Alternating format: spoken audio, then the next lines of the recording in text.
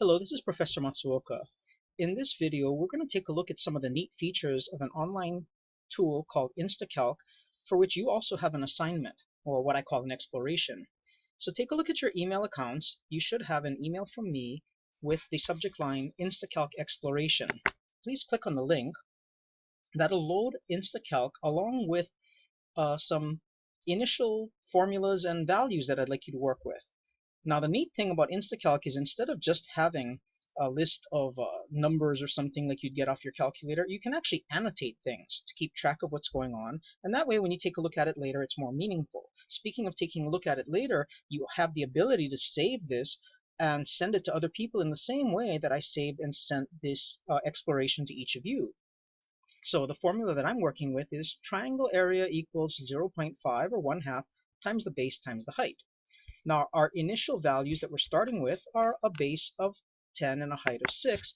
So on a regular calculator, you would probably type 0.5 times 10 times 6 and get an area of 30. One of the neat things about InstaCalc is even when you do a calculation, you can actually label that calculation. So I can call this the initial area. Okay, 0.5 times 10 times 6, and you see the result is 30. Now let's see what happens if we double the base. Let's call this new area. Okay, 0.5 times, now the base, instead of being 10, it's 20, since I doubled it. The height is still 6 because I didn't touch that, and I see that the new area is 60. Suppose I double the height. Let's call it newer area. 0.5 times, I didn't double the base this time, so the base is 10. But if I double the height of 6, I multiply by 12 instead, and oh, look, I get 60 again. Is that a coincidence? Well, that's actually part of what this exploration is about. As you play with these calculations, okay, even newer area, 0.5 times, double the base would be 10 times 2 is 20. Double the height would be 12, and I get 120.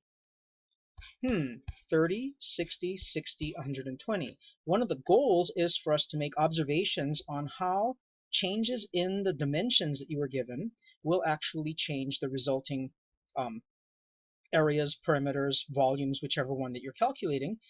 First, you take a look, you get a feel for what's going on, and that might even involve further explorations. So instead of doubling, you might consider tripling or quadrupling or something like that to see what would happen.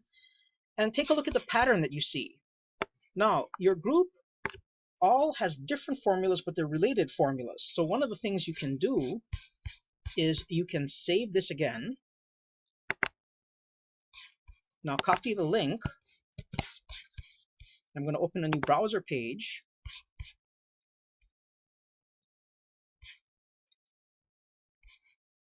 You kind of can't see that I'm going to put that link into the URL. Well, let's see if this will work.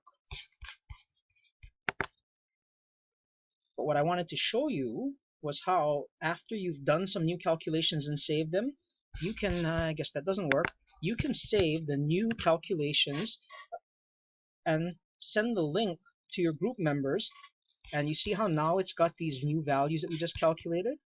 So that you can discuss them and figure out intuitively what the pattern is, so that later on when we try to symbolically and deductively prove it, it'll make more sense to you.